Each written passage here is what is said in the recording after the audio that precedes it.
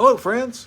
Welcome to another message on the armor of God. Today we're going to discuss the fourth piece of armor that the Apostle Paul wrote about to his letter to the church of Christians in Ephesus, and that's the shield of faith. But before we get started, please consider sharing this short message so that more and more people will hear the Word of God.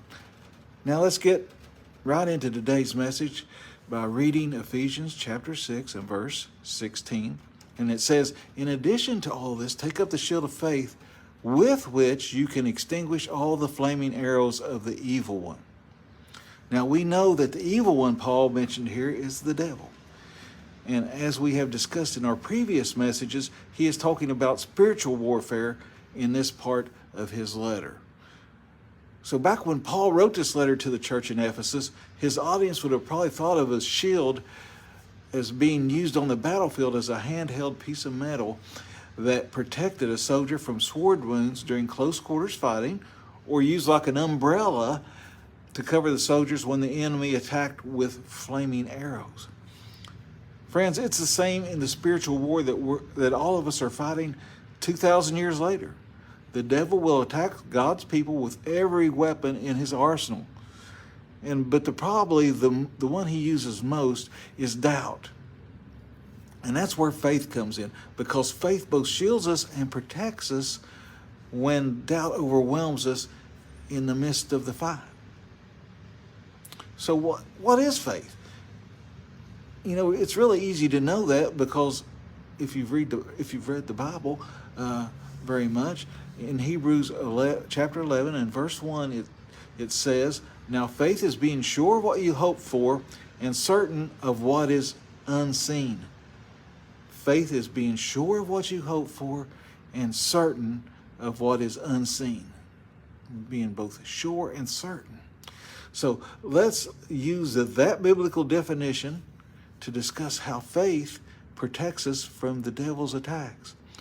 First, you are certain that you are safe and secure. The devil's attacks can't touch you because of your relationship with Jesus. And you believe that truth at the very core of your being. Just like that shield Paul wrote about, Jesus has you covered. You can't see it with your eyes, but you believe it in your heart. Second, you know that you are safe from harm because Jesus is always with you. Now let's look at what Deuteronomy chapter 31 and verse 6 says. Be strong and courageous. Do not be afraid or terrified because of them, for the Lord your God goes with you. He will never leave you nor forsake you. Now, friends, if you have faith, you will believe that promise. You know in your heart of hearts that you can be sure that you are protected forever because you are certain that Jesus will never leave you. Isn't it great to know that your shield of faith is impenetrable and always with you? That shield of faith is Jesus. You are safe. You are secure. You are continually protected. And best of all, you are loved. So that wraps it up for today. But be sure and come back and join us tomorrow as we discuss, or maybe not tomorrow, but maybe the day after, as we discuss the next piece of armor. And it don't sound like armor. It's kind of strange.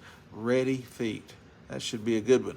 So until then, may God bless you with a great day. And remember to keep your shield up.